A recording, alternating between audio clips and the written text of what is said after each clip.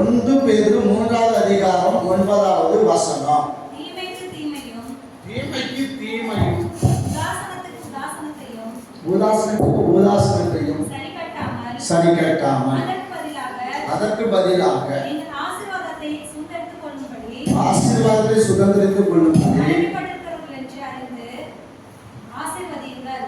ஆசீர்வதியுங்கள். என்ன சொல்றாரு? ஆசீர்வதிக்க சொல்றாரு. எதுக்காக? ஒருத்தவன் தீமை செஞ்ச, நல்ல கவனிக்கணும், ஒருத்தவன் தீமை செஞ்ச நீ தீமை செய்யாத, உன்னை உதாசீனப்படுத்தினா அதனால நீ அவன் உதாசீனப்படுத்த, நீ உதாசீனப்படுத்தாத. என்ன சொல்றாரு? உனக்கு தீமை செய்யறானா, நானும் தீமை செய்ய, தீமை செய்யாத. உன்னை உதாசீனப்படுத்துறாங்களா, ஐயோ இப்படி உதாசீனப்படுத்துறாங்களா, அதுக்கு அவங்க உதாசீனப்படுத்தாத. ஏன் தெரியுமா? இங்க அழகா சொல்றாரு, அதற்கு பதிலாக நீங்கள் ஆசீர்வாதத்தை சுதந்திரித்துக் கொள்ளும்படி அழைக்கப்பட்டவர்கள் என்று அறியணும்.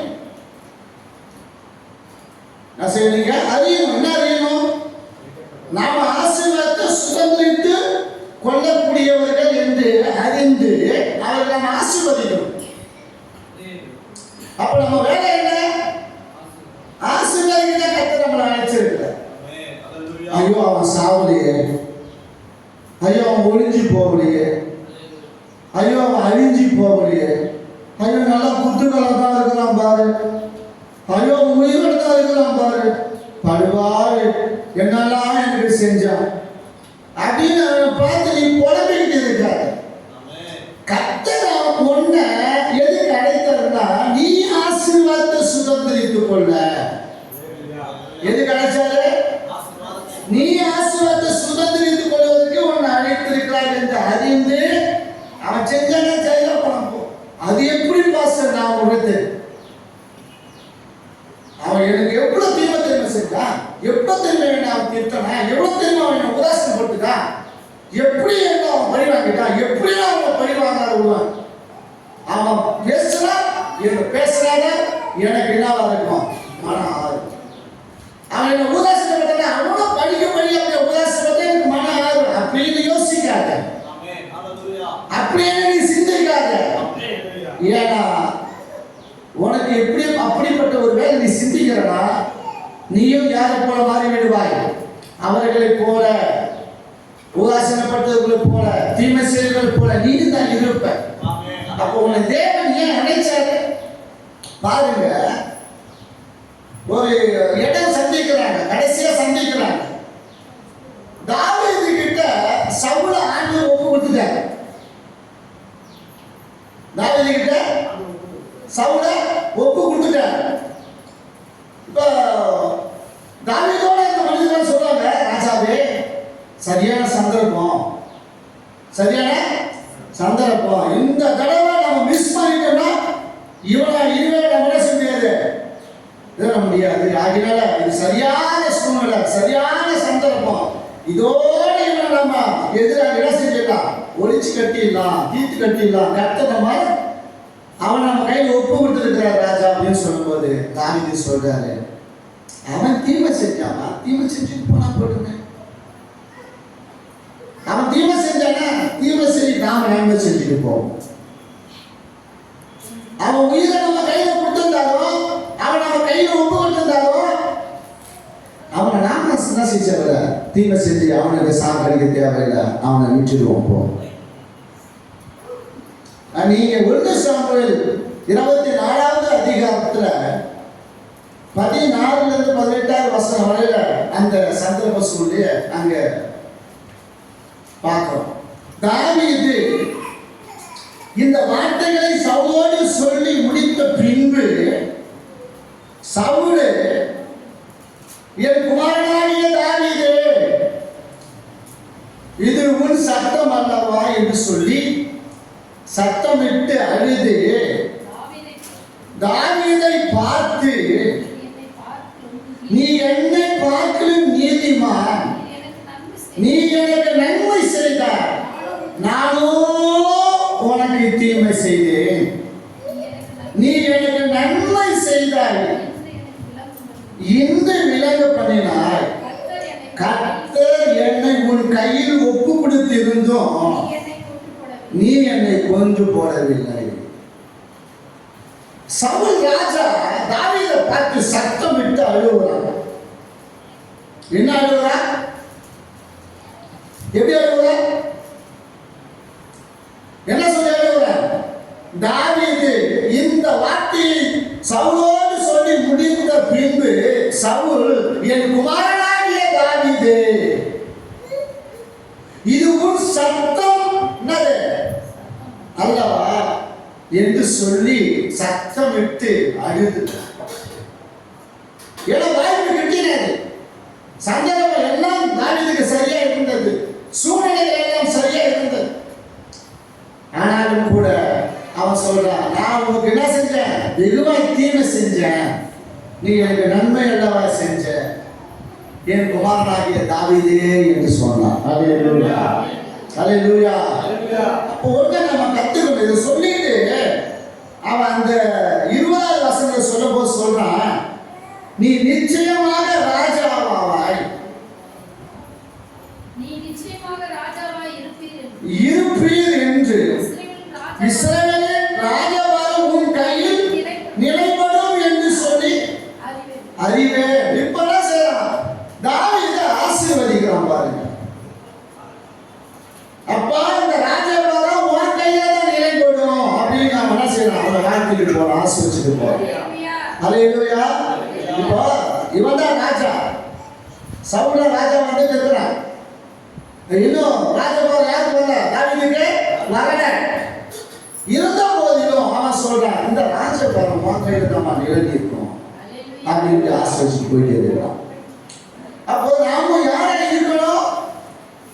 தீமை செஞ்சா தீமை செய்யாத, நான் உதாசீனப்படுத்தாத, ஆசீர்வதிங்க.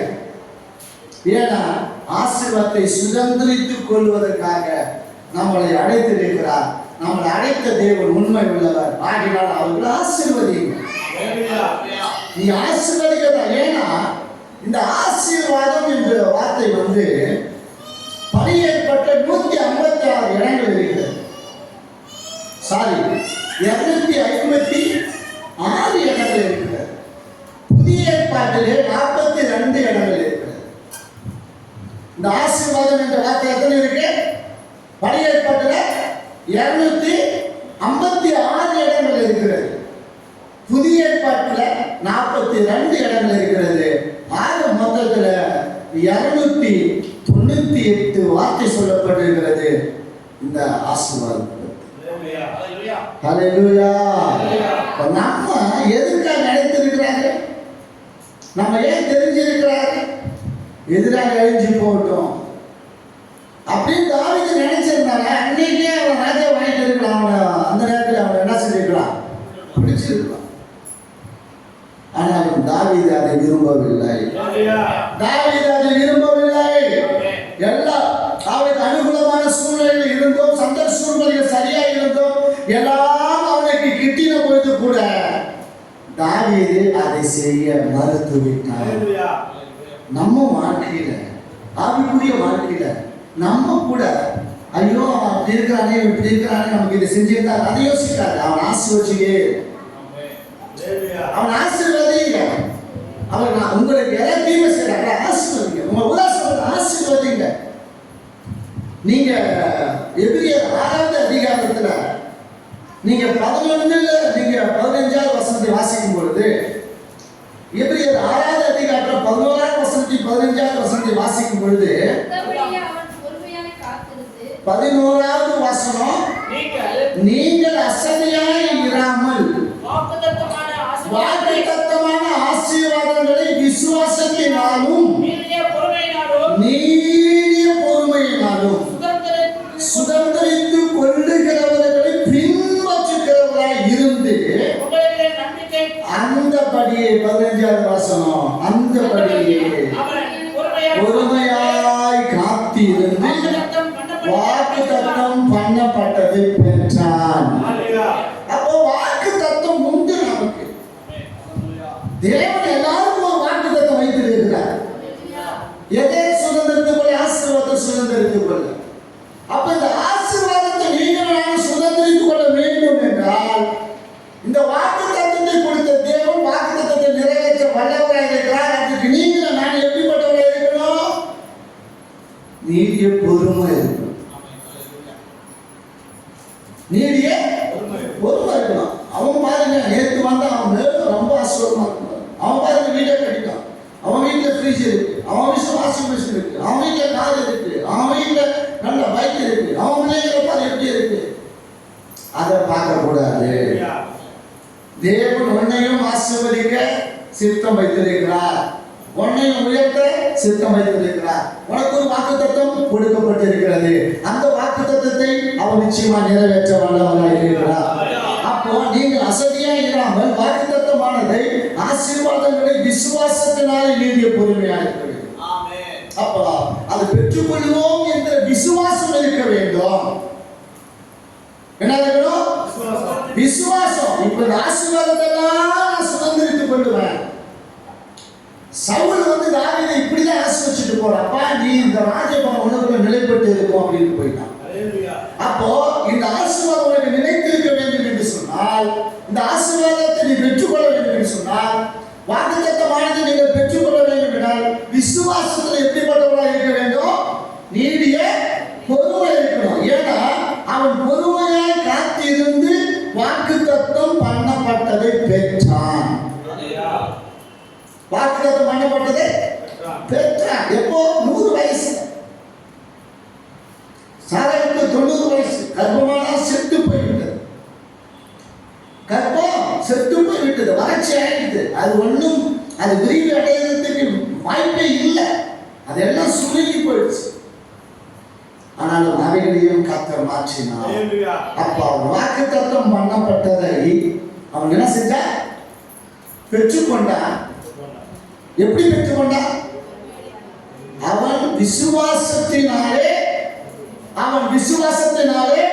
நீடிய பொறுமையாக இருந்து வாக்குத்தத்தம் பண்ணப்பட்டதை அவன் பெற்றான். உங்கள் வாழ்க்கையில, என் வாழ்க்கையில, அநேகருடைய வாழ்க்கையில அதை பெற்றுக்கொள்வதற்கு, அந்த வாக்குத்தத்தத்தை சுதந்திரித்துக் கொள்வதற்கு, அந்த ஆசீர்வாதத்தை நாம் சுதந்திரித்துக் கொள்வதற்கு அழைக்கப்பட்டவர்களாக இருக்கிறபடினாலே நாமும் கூட அந்த ஆசீர்வாதத்தை பெற்றுக்கொள்வதற்கு விசுவாசத்தினாலே நாம் நீடிய பொறுமை உள்ளவர்களாய் காணப்பட வேண்டும். உபவாகம் 15ஆம் அதிகாரத்துல நீங்கள் 5வது வசனம் 6வது வசனத்தை வாசிக்கின்ற பொழுது, உபவாகம் 15ல 5, 6 வாக்கியங்களை வாசிக்கின்ற பொழுது, உன் தேவனாகிய கர்த்தர் உனக்கு சுதந்திரித்துக் கொள்ளும்படி உனக்கு சுதந்திரிக்கும்படி கொடுக்கும் தேசத்தில் உன்னை மென்மேலும் ஆசீர்வதிப்பார்.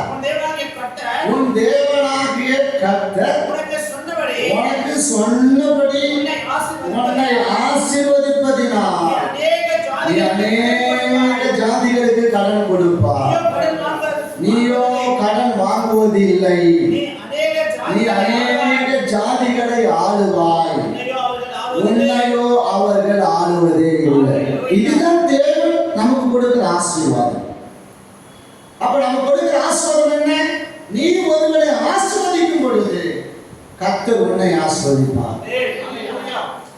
படிக்கு படி வாங்காம, உதாசனத்துக்கு உதாசனப்படுத்தாம, தீமைக்கு தீமை செய்யாம நீ அவர்களை ஆசீர்வதிக்கும் பொழுது அவர் இப்படிப்பட்ட வாக்குத்தத்தத்தினாலே, இப்படிப்பட்ட ஆசீர்வாதத்தினாலே அவர் உங்களை ஆசீர்வதிப்பார். அதுதான் அவர் என்ன சொல்றாரு? உன்னை ஆசீர்வதிப்பதை நான் சொல்றேன். உன் தேவனாகிய கர்த்தர் உனக்கு சொன்னபடி உன்னை ஆசீர்வதிப்பதினால் நீ அநேக ஜாதிகளுக்கு கடன் கொடுக்கும்படி தான் வைப்பார். என்ன செய்வாரு? கடன் கொடுக்கும்படி வைப்பார். அப்ப அதுக்கு என்ன செய்யணும்? உன் தேவனாகிய கர்த்தர் உனக்கு சுதந்திரிக்கும்படி கொடுத்த தேசத்தில உன்னை மேன்மேலும் கர்த்தர் ஆசீர்வதிக்கணும்னா அவருடைய சமூகத்துக்கு நாம் தேடி வருவதாய் காணப்பட வேண்டும். அவருடைய சமூகத்தை நாடணும். அவருடைய பாதப்படியில வந்து அமரணும். அவருடைய பாதப்படியில உலக நம்ம கரங்களை உயர்த்தி அப்பாட்ட கேட்க கேட்க கேட்க கர்த்தர் உன்னை மேலும் மேலும் மேலும் ஆசீர்வதிப்பார். அநேக ஜாதிகளுக்கு நீ கடன் கொடுக்கும்படி வைப்பார். அநேகருக்கு நீ கொடுக்கும்படி வைப்பார். நீ வாங்காதபடிக்கு கர்த்தர் கொடுக்கும்படியாக ஆசீர்வதித்து உன்னை உயர்த்த அளவராக இருக்கிறார். ஏன் அந்த வாக்கு தத்துவம் ஒன்னு கீழாக்காதபடிக்கு மேலாக்குறது, உன்னை வாடாக்காதபடிக்கு தலையாக்குற தெய்வம். ஏன்னா நீங்க அழகா சொல்றாரு, நீ அநேக ஜாதிகளுக்கு கடன் கொடுப்பாய், நீ கடன் வாங்குவதில் அநேகரை நீ ஆளுவாய். அநேகரை என்ன செய்வாய்? ஆளுவாய். அவர்கள் உங்களை என்ன செய்வார்கள்? அவங்க ஆள மாட்டாங்க. நீ கொடுத்து மற்றவர்கள் ஆளும்படி செய்வார். அப்படிதான் உங்களை என்னை கர்த்தர் ஆசீர்வதிப்பார். அதற்கு நாம் விசுவாசத்திலே பொறுமை உள்ளவர்களாக காணப்பட வேண்டும். நமக்கு நீடிய பொறுமை இருக்கணும். எதில? விசுவாசத்துல. அப்ப விசுவாசத்தில் நீடிய பொறுமையை நாம் காணும்போது ஆசீர்வாதத்தை சுதந்திரித்துக் கொள்வதற்கு அழைக்கப்பட்டார் என்று அறிந்து நாம் மற்றவர்களை ஆசீர்வதிக்கும் பொழுது இந்த ஆசீர்வாதம் நமக்கு வந்து படிக்கும்படி கர்த்தர் செய்வார். இதெல்லாம் மேலும் நம்ம ஆசீர்வாதம். அவர் சொன்னதை செய்யும் வரையிலே அவர் உங்களை என்ன செய்வார்? கைவிட மாட்டார். ஆசீர்வாதத்தை பெற்றுக்கொள்ள வரையில, அந்த ஆசீர்வாதத்தை சுதந்திரித்துக் கொள்ள வரையில உங்களை என்னையும் கைவிட மாட்டார். அவர் உங்களை என்னை நேசிக்கிற ஆண்டவர். ஏற்ற காலத்தில் ஆசீர்வாதமான மழை பெய்ய பண்ணுங்க. என்ன மழை? ஆசீர்வாதமான மழை. எப்போ? ஏற்ற காலம். அந்த ஏற்ற காலம் வரும்பொழுதுதான் மழை பெய்யும். மழை பெய்யாது. தேவன் அதற்கு ஒரு காலத்தை வச்சிருக்கிறார். அந்த காலத்துல தான் அந்த மழையும் கூட தேவன் கட்டளையிடுவார். அது பூமியை நனைக்கும் பொழுது, பூமி நனையும் பொழுது பயிர்கள் விளைந்து வரும். அல்லேலூயா சொல்லுவோம். அதுபோல உன் வாழ்க்கையில ஆசீர்வாதத்தை மழையை உன் மேல பொழியும் போது உனக்கு ஆசீர்வாத மிகுதியாய் மாறும். அப்போ நான் என்ன செய்யணும் அப்படின்னா, எசேக்கியேல் 34வது அதிகாரத்துல 26வது வசனத்தை வாசிக்கின்ற பொழுது, எசேக்கியேல் 34:26, நான் அவர்களையும் என் மேற்றின் சுற்றுப்புறங்களையும் ஆசீர்வாதமாக்கி ஏற்ற காலத்திலே மழையை பெய்ய பண்ணுவேன், ஆசீர்வாதமான மழை பெய்யும். அப்ப என்ன செய்வாரு? மேற்றின் சுற்றுப்புறங்களை என்ன அவர் என்ன செய்வாரா? முதலாவது ஆசீர்வாதமா, மேற்றின் சுற்றுப்புறங்களை என்ன செய்வாங்க? அது ஆசீர்வாதமா மாற்றுவார். அப்போ அது ஆசீர்வாதமா மாற மாற உன் வாழ்க்கையில ஏற்ற காலத்துல மழையை பெய்ய பண்ணுவேன். அப்போ உங்களுக்கு ஆசீர்வாதமான மழை பெய்யும். அல்லே சொல்லுவாங்க. அப்ப தேவன் கொடுக்கிற ஆசீர்வாதம் என்ன? அவரே அதை ஆசீர்வதிக்கிறவராக இருக்கிறார். அதே அவருக்கு தண்ணீர் பேசப்படுறதா இருக்கிறார். மேட்டை என்று சொல்லும் பொழுது தண்ணி பேச்சு என்ன செஞ்சோம்? மேட்டில் இருக்க தண்ணி எங்க இருந்தோம்? மேட்டில் இருக்க தண்ணிலாம் வந்துடும், கீழே வந்துடும். நிற்குமா? நிற்காது. ஆனா அதையும் அவர் என்ன செய்யறாரா? அதை என்ன செய்யறாரு? அதுல சுற்றுப்புறங்கள் எல்லாம் ஆசீர்வாதம் மாற்றும் போதுதான் உனக்கு தெரியுமோ மேட்டுப்புறத்திலையும் ஆசீர்வாதம் கடந்து வருகிறதா என்று. அப்போ நீ ஆண்டவர் நோக்கி பார்க்கும் பொழுது உனக்கு ஆசீர்வாதமான வழி ஏற்ற காலத்தில் ஆசீர்வதிக்கிறவங்களா இருக்கிறார். அதுக்கு நீங்க நான் ஒன்ன செய்யணும். என்ன செய்யணும்? லேவியராகமம் 26வது அதிகாரம் 2லிருந்து 4வது வசனம் வரை வாசிக்கின்ற பொழுது, என் ஓய்வு நாளை ஆசரித்து என் பரிசுத்த ஸ்தலத்தை குறித்து பயபக்தியாய் இருப்பீர்களாக நான் கர்த்தர்.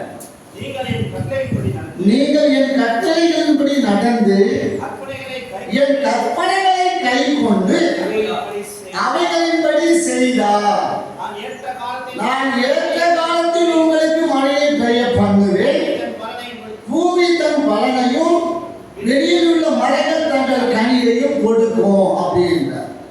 அப்போ நாம என்ன கனி கொடுக்கலாய் மாறணும்னா, நம்ம ஆசீர்வதிக்கப்பட்ட பிள்ளைகளாய் மாறணும்னா, அநேகருக்கு ஆசீர்வாதமான பிள்ளைகளாய் காணப்பட வேண்டும் என்றால், முதலாவது நாம என்ன செய்யணும்னா, ஓய்வு நாட்களை என்ன செய்யணும்? நாம ஆசரிக்கணும். ஓய்வு நாட்களை நம்ம எப்படியாவது நம்ம என்ன செய்யணும்? சபைக்கு வந்துடணும். சொந்தக்காரங்கன்னா நமக்கு என்ன செய்வாங்க? இன்னைக்கு என்னுடைய மச்சானுக்கு என்னன்னா மருமம் போய் இட்டு வருவாங்க. என்ன போயிட்டு மறுமணம் போயிட்டு வருவாங்களா, அம்பாவுக்கு பண்ணிட்டு அதெல்லாம் நிகழ்வு உண்டு தான். ஆனாலும் எங்களால் வர முடியாது அப்படின்னு. ஏன்னா அவங்களாம் லீவில் தான் வைப்பாங்க, நமக்கு லீவு கிடையாதுல்ல. நமக்கு இன்னைக்கு தான் ஒர்க் டே இல்லை. அல்லேலூயா. நமக்கு இன்னைக்கு தான், அவனுக்கு லீவு, நமக்கு ஒர்க் டே இன்னைக்கு. அதனால என்ன இந்த சொந்தக்காரன் பந்தக்காரன் அன்னைக்கு அதை வச்சிருப்பான் இதை வச்சிருப்பான். அதுக்காக நம்ம என்ன சொல்லக்கூடாது, ஆராதனையாகிய அந்த ஓய்வு நாளை நாம் அனுசரிக்காம போய்விடக்கூடாது. எங்க இருந்தாலும் என்ன சூழ்நிலை இருந்தாலும் பிரியமானவர்களே நாம் என்ன செய்யணும், சபைக்கு வந்துடணும். தேவன் ஆராதிக்க, தேவனை தொழுது கொள்ள, பரிசுத்த ஸ்தலத்தில் பயபக்தியாய் நாம் கடந்து வருவதாக இருக்கும் பொழுதுதான் அவருடைய கற்பனைகளையும் அவருடைய கட்டளைகளையும் நாம் அனுசரிக்கும் பொழுதுதான் இந்த ஆசீர்வாதமாக நமக்கு தேடி வரும். சொல்லுவோம். அப்போ ஒரு மனுஷனை கர்த்தர் ஆசீர்வாதமாய் இருக்க வேண்டும்னால், நம்முடைய வீட்டின் சுற்றுப்புறங்கள் எல்லாம் கர்த்தர் ஆசீர்வாதமாய் மாற்ற வேண்டும் என்று சொன்னால் நாம் என்ன செய்யணும், நாம் அந்த ஓய்வு நாளை நாம் பயபக்தியோடு அவருடைய கற்பனைகளின்படி அவருடைய கட்டளையின்படி நாம் அனுசரிக்கின்ற பொழுது அந்த ஆசீர்வாதத்தை தொடர்ந்து நாம் பெற்றுக்கொள்ள முடியும். அல்லேலூயா. உபாகம் 28:12 வசனம் மிக அழகா சொல்றாரு. ஏற்ற காலத்தில் உன் தேசத்திலே மழை பெய்யவும், நீ கையிட்டு செய்யும் வேலைகள் எல்லாம் ஆசீர்வதிக்கவும், கர்த்தர் உனக்கு தமது நல்ல பொக்கிஷசாலியாகிய வானத்தை திறப்பார்.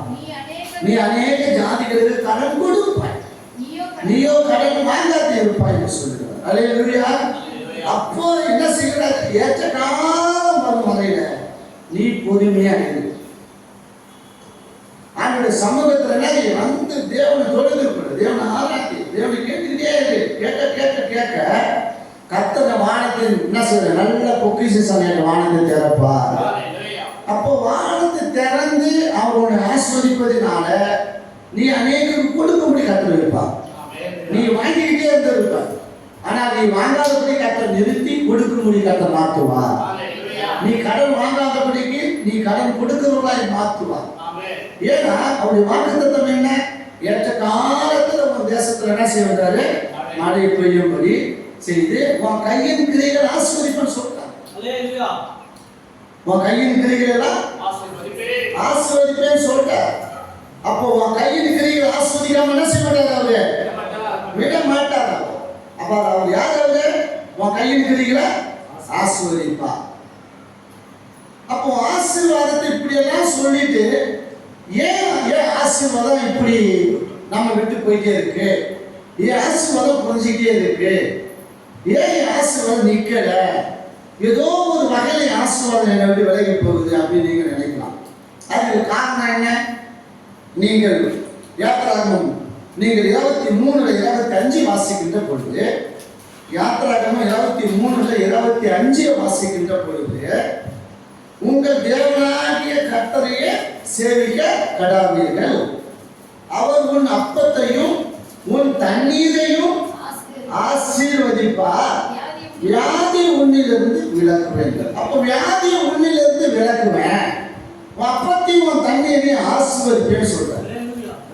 அப்ப ஏன் நமக்கு வியாதி வியாதி வியாதி வியாதினாலே அநேக பணம் நமக்கு செலவு. ஏன் வியாதினாலே நமக்கு அநேக ரூபாய்கள் வீணா போகுது. மாத்திரை மருந்து டாக்டரே கொடுத்துட்டே இருக்கிறோம். உன் தேவனாகிய கர்த்தரை நீ செய்,